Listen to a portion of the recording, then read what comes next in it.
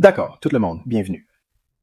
Ceci est le 21e épisode de notre tuteur gratuit TIC YouTube 2022 avec les petites langues qui tordent l'air. Par conséquent, nous regardons le graphique horaire de l'indice USD. Pourquoi sommes-nous ici? Pourquoi est-ce qu'on regarde?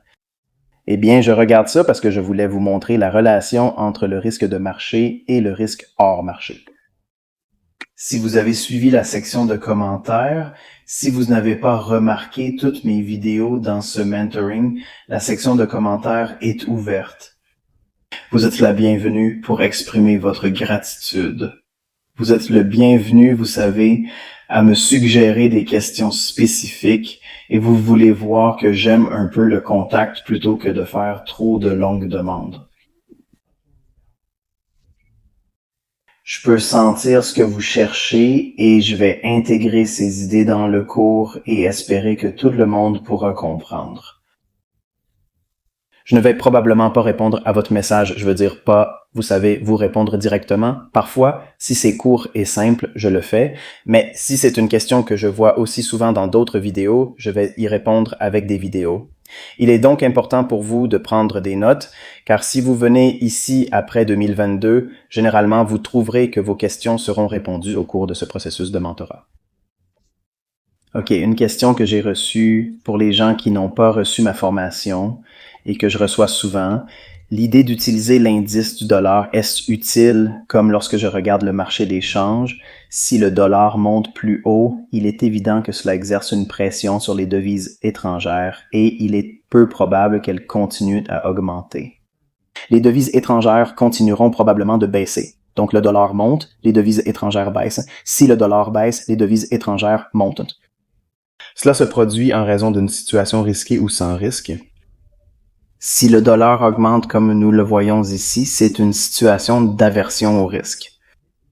Un scénario de hébergement signifie que généralement tous les autres marchés ou classes d'actifs commenceront à baisser, ce qui est considéré comme une fuite vers un hockey de qualité ou un havre sûr.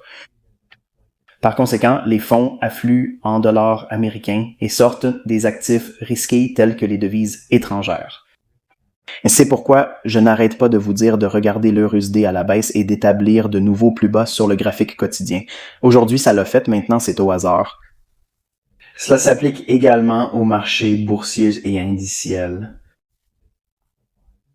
Donc évidemment, je suis un peu comme pousser les futurs indiciels dans cette relation de mentorat sur YouTube, mais cela s'applique. Apparemment, tout ce que j'enseigne ici est universel. Donc ça s'applique à tout. Maintenant, je ne vais pas co-signer la crypto-monnaie. Pour rappel, je ne négocie pas de crypto-monnaie. Je n'ai aucune expérience dans le trading de crypto-monnaie à part un compte démo ou un compte de trading papier. Je n'ai jamais fait quoi que ce soit avec. Je n'ai aucun intérêt à entrer dans cette classe d'actifs. Ce n'est pas grave. Je vois beaucoup de gens poser cette question dans les commentaires, donc je vais la rappeler de temps en temps car je ne fais rien avec cette classe d'actifs. J'ai beaucoup d'étudiants qui les tradent et croient que mon concept fonctionne là-bas, mais personnellement, je ne le fais pas. Alors, c'est ça. Je suis un trader de Forex et de contrats à terme, donc de cette façon, vous pouvez savoir ce que je suis spécialisé. Je voudrais vous montrer ce graphique ici pour vous rappeler ce que j'ai mentionné lors de la réunion de la semaine précédente. J'ai dit que nous pourrions voir l'indice du dollar baisser. Si je faisais un marché pour le dollar, je le verrais tomber à environ 4,92 et vous pouvez revenir en arrière et écouter la vidéo et évidemment vous le verrez. C'est là et là. Puis j'ai dit que j'allais courir des points hauts relativement égaux et commencer à courir encore plus haut. Et je vous ai donné des objectifs de hauteur relativement égales et mentionné un O2, un O3. Et même mon groupe de tuteurs personnels savait qu'il y avait des objectifs et nous les avons ici. D'accord? Alors je vais te laisser décider si tu trouves ça inspirant ou non. Sachez que cela pourrait bien se produire à Londres, puis rebondir plus haut. Je veux que vous regardiez la relation entre les mouvements de prix ici et revenez aux commentaires où j'ai mentionné le bloc quotidien d'ordre baissier sur la fonction indicielle. Donc, je parle du plus bas du bloc d'ordre quotidien, du bloc d'ordre ouvert et du seuil moyen au milieu. Puis plus le bloc d'ordre est élevé, moins il est probable que le commerce soit. Je vais en parler lorsque nous entrerons dans la partie E mini SP de cet épisode, mais pour l'instant, regardons la relation entre le dollar et le mini SP. Il s'agit du contrat de juin pour le marché à terme E mini SP 2022. Vous pouvez voir que le dollar a créé une charge importante que j'ai appelée publiquement. Vous savez, je vous l'ai déjà dit, je vous l'ai expliqué en détail. Alors que le dollar monte en hausse, que se passe-t-il à l'indice E mini SP? Voir cette relation inversée? C'est pourquoi quand je parle du bloc d'ordre baissier sur E mini S, je peux revenir en arrière et écouter l'enregistrement où Pi dit que nous allons entrer en mai, qui est généralement une baisse saisonnière, et je vais chercher des signaux pour garantir une pression à la baisse sur cette classe d'actifs spécifiques et atteindre un bas relativement égal sur le graphique quotidien. Bonjour tout le monde, regardez votre graphique. Voilà ce que ça fait d'être guidé, c'est ce que c'est de savoir ce qui peut se passer en utilisant des outils significatifs. Il n'y a rien d'ambigu ici. Vous ne savez rien éparpiller sur les cartes, juste une simple logique sonore. J'espère que cela vous inspire à simplifier et beaucoup de gens qui regardent ce que je fais vont être cyniques, comme se dire que je complique les choses, alors que je ne complique rien. La sorte des idées très simples qui vous aident à construire des idées biaisées. Il fournit des relations intermarchés et des analyses intermarchés, vous donnant une véritable confiance. D'accord. Pourquoi ai-je l'impression que vous savez avoir la confiance de dire ouvertement le niveau 9592? Eh bien, j'ai expliqué pourquoi je pense qu'il va rebondir de là parce que je suis optimiste sur le dollar. Pourquoi je laisse entendre que nous allons tomber à un niveau relativement bas du SP, c'est une tendance saisonnière à mesure que nous entrons en mai. Ainsi, tous ces facteurs ont été combinés au cours de mes près de 30 ans d'expérience et ont été utilisés pour suggérer quelque chose à étudier. Que j'ai raison ou tort, tu peux être juge, d'accord? Vous pouvez regarder et me peser sur la balance. Je l'ai déjà mis dans vos mains. Vous pouvez maintenant voir mes prévisions dans ce graphique, la raison pour laquelle je l'ai fait, pourquoi j'ai dit ce que j'ai dit et pourquoi cela ressemble à votre graphique aujourd'hui. D'accord, voici le graphique quotidien et voici le bloc d'ordre baissier que j'ai mentionné. Le plus haut est le niveau auquel nous ne voulons pas qu'il soit négocié. Vous pouvez voir qu'on n'y est même pas arrivé, d'accord? Donc, nous sommes entrés dans la zone des ordres, puis nous sommes entrés en mai avec la faiblesse attendue et nous sommes en train d'atteindre ces plus bas relativement égaux, ce qui est la prochaine consommation de liquidité. Mais maintenant, une fois de plus, mettez votre apprentissage dans le bloc séquentiel enseigné par cette chaîne YouTube, d'accord? Donc, bien que ce ne soit pas un facteur majeur dans le modèle que j'enseigne dans mes tuteurs YouTube, je s'appuie sur cela comme base pour mon analyse des raisons pour lesquelles je pense que cela pourrait diminuer. C'est la zone des commandes. Cela permet au marché de tourner dans cette zone puis de descendre pour cibler les vendeurs en dessous. Et il y a un point bas relativement égal ici, suivi d'un autre point bas. Donc, en fin de compte, nous prévoyons une baisse pour les vendeurs. Maintenant qu'il pourrait vouloir tomber en dessous d'ici et faire un peu de retracement, si elle laisse cette partie ouverte, elle pourrait rebondir d'ici à là. Personnellement, je ne pense pas que cela le fera, mais cela pourrait arriver. Mais il pourrait bien être, vous savez, dessiné dans le vieux arc. Maintenant, comment allons-nous négocier une fois que nous y arriverons? Ce sera intéressant parce que je ne sais pas si cela va accélérer drastiquement vers le bas ou si nous allons retracer drastiquement plus haut. Je ne sais pas. Enfin, je ne veux pas vraiment le savoir pour le moment. Je cherche simplement à accepter l'idée que nous continuerons à descendre sur le graphique quotidien. Chaque bougie quotidienne devrait s'étendre vers le bas et atteindre cette zone. C'est ce que j'attendais. C'est mon scénario idéal. Maintenant, si vous regardez la gamme quotidienne d'aujourd'hui, nous avons un peu de volatilité par rapport à la veille. Ainsi, nous avons rebondi au-dessus des sommets de lundi, puis avons échoué, accéléré vers le bas et échoué à passer en dessous de ces plus bas relativement égaux, mais je crois toujours que c'est là que nous pourrions aller. Il y a un peu de consolidation ici, une baisse, et nous avons un bon rebond ici. Maintenant, il est indéniable que les gars, écoutez attentivement parce que c'est l'un des moments où je ne fais pas bien et je peux vous dire sans hésitation que je m'attends à ce que cela rebonde un peu et peut-être toucher le niveau 420. Je pense que nous pouvons monter encore une fois, puis je m'attends à un retournement et à un retour vers le bas. Ça ne s'est pas passé. D'accord, passons au délai inférieur, le délai de 15 minutes. C'est minuit à New York, et c'est l'heure de l'ouverture des cours là-bas. Notez que nous avons seulement 1-2 petites fluctuations, ce qui est vraiment une fluctuation fatiguée pour le rebond plus prononcé que je m'attendais à. Je veux voir un peu de Judas osciller environ 20 poignées, 15 poignées pour atteindre un effet comme ça, puis se décomposer et créer quelque chose comme ça. D'accord, mais on ne l'a pas compris. Donc, certains d'entre vous pourraient demander, et je crois que c'est Michel qui a mentionné dans la section des commentaires, que Power Tree ne semble pas être en vigueur aujourd'hui. C'est vrai, mais parfois, de petits mouvements comme celui-ci sont vraiment très très petits, et ça pourrait ne pas fonctionner pour toi. Mais lorsque vous entrez dans la séance londonienne que nous avons faite à 3 heures du matin, elle s'effondre par rapport à l'heure locale de New York.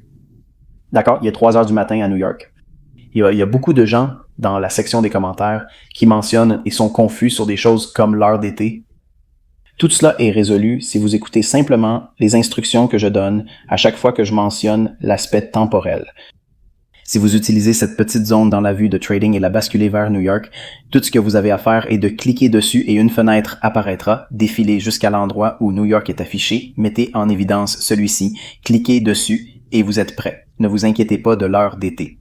Tant que vous connaissez l'heure locale à New York, ne vous inquiétez pas de rien.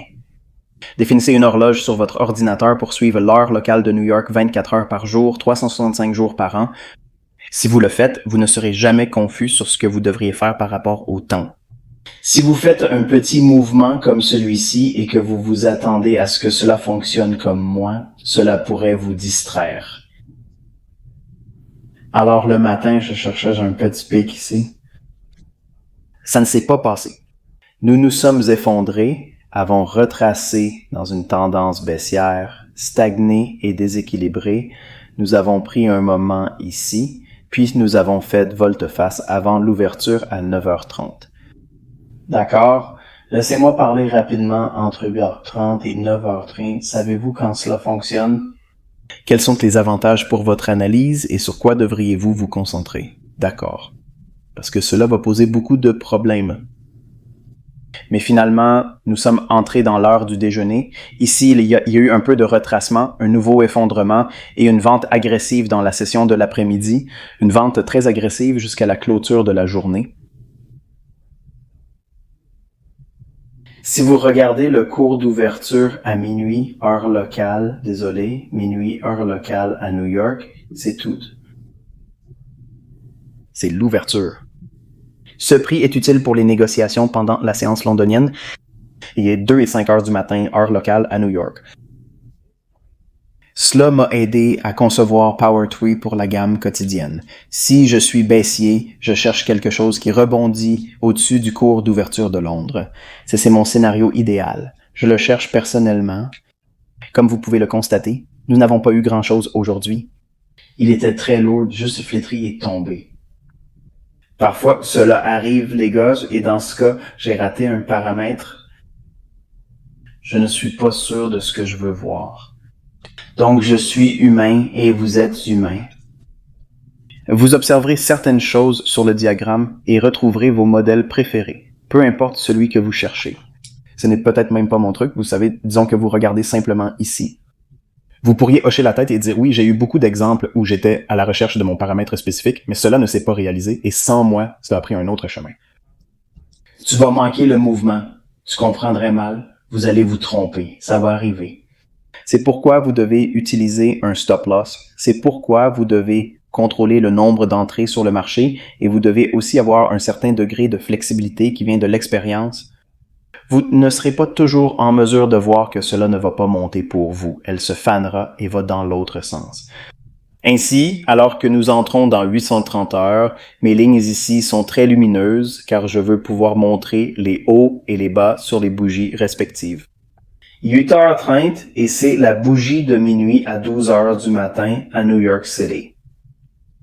C'est New York City, c'est minuit à New York City. Et il y a donc une différence ici.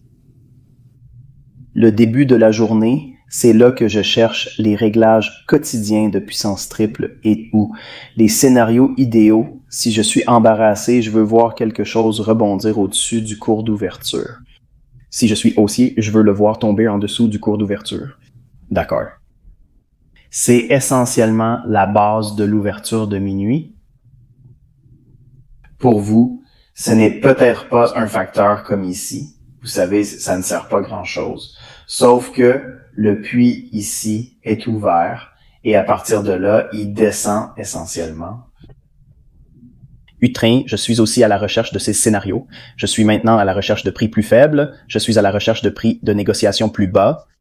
Y aura-t-il un rebond au-dessus de l'ouverture de 830? Jamais. C'est trop lourd. C'est juste flétrissé. Eh bien, ça continue à descendre. Maintenant, le cours d'ouverture est à 8h et je l'utilise à nouveau pour calculer le Power Tree pour la session de New York. Le même processus de pensée que j'utilise pour l'ouverture de minuit à New York. Quand l'ouverture est baissière, je veux voir un mouvement au-dessus de ce prix. C'est pourquoi j'appelle Judas Swing une fausse assemblée ou une assemblée suspecte. J'aime généralement minimiser ces types de mouvements en montant. Je vois très clairement, et c'est effrayant pour les gens qui ne comprennent pas ce que vous regardez. Cependant, si vous savez ce que vous cherchez et que vous avez besoin de beaucoup d'expérience en étudiant, en testant et en observant les choses, vous arriverez à faire ces choses avec le temps.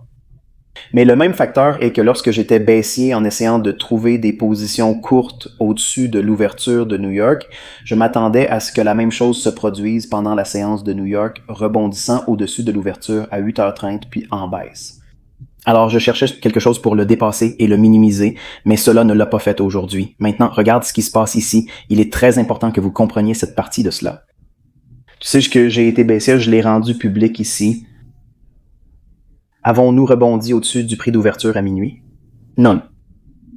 Avons-nous rebondi au-dessus du cours d'ouverture à 8h30? Non. Nous sommes baissiers. Qu'est-ce que cela signifie pour toi? Avec du recul, il est évident que c'était extrêmement pessimiste. Il n'est même pas en mesure de rebondir à une prime à court terme au-dessus du cours d'ouverture à des niveaux et à des moments clés. Nous observons donc un marché baissier incroyablement lourd. De ce fait, cela ne nous permettra pas d'obtenir ces rebonds étonnants à court terme. Le marché restera lourd, vous devrez donc soit entrer dans les petites poches où un déséquilibre peut être trouvé, soit manquer complètement l'action. C'était par hasard que ma femme est en voyage aujourd'hui. J'ai dû l'emmener à l'aéroport. Je n'ai pu capturer que ces mouvements d'une valeur de 2000 $ dans le S et le PE mini. C'est la seule chose que je peux capturer. Quand je suis revenu, je n'avais pas participé à la course de l'après-midi et maintenant, il semble que j'ai raté une très, très grande opportunité. Aucune transaction dans l'après-midi. Mon capital s'est vendu à court sur E-mini-SP pendant le trading matinal et c'est tout ce que je possède actuellement. Si je pouvais attraper l'argent du matin, vous savez, je pourrais gagner environ 12 000 $ seul aujourd'hui. Mais je n'ai pas persévéré. J'avais d'autres choses à régler et c'est que la réalité des choses. Vous savez, la vraie vie, c'est de glisser. Cela va arriver, mais pour ceux qui essayent d'apprendre ces concepts, ces types de mouvements seront très frustrants dès les premiers stades de votre développement parce que vous aurez l'impression qu'ils changent quelque chose. Ils le savent. Ce genre de choses arrive tout le temps. Cela se produit sur les marchés à terme tels que les matières premières du maïs, du soja, de l'or, des stocks de pétrole, etc. Parfois, les marchés sont tout simplement trop lourds pour qu'ils ne rebondissent pas pour vous faire court. Ça ne veut pas dire qu'ils ont changé quelque chose. Cela ne veut pas dire que ces concepts ne fonctionnent pas. Cela signifie simplement que c'est un marché extrêmement baissier. Lorsqu'il est extrêmement baissier, vous devez négocier différemment. Je vous dirai ce que je veux dire. Je ne veux pas trop inspirer en dehors de mon mentor, mais je sais que certains d'entre vous ont posé cette question dans la section commentaires. De plus, cela aide mon propre équipe personnelle à comprendre cela. Par conséquent, c'est un léger réexamen pour eux. D'accord, voici le cadre établi pour l'Open de Londres. il m'apparaît que c'est véritablement le seul portail sonore réel en cours aujourd'hui. Voilà. Cette juste valeur de remplacement